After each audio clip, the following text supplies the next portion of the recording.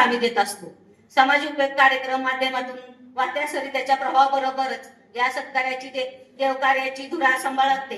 हे व्यासपीठ आपल्या परिवारासह विविध चिंतकांचे साथीने आज आपल्या समोर उभे आहे.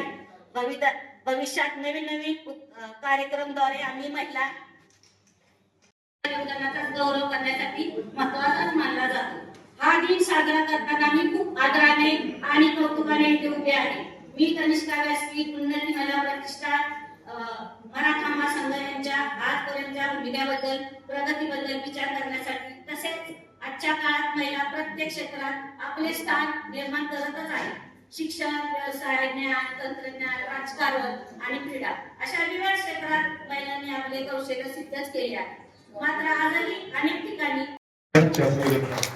आदर्श उद्योजक अमित भोसले यांचा सन्मान या ठिकाणी होतोय. पुढील सन्मानासाठी आदर्श माता म्हणून सन्मान होतोय मनीषा दत्तात्रय पडवळ. तिच्या उदरातून जन्म घेते ती दुनिया सारी, त्या विश्वशक्तीचे नाव आहे नारी, त्या विश्वशक्तीचे नाव आहे नारी. वेळ खूपच झाला आहे, पण मी सगळ्यांची नाव घेणार आहे.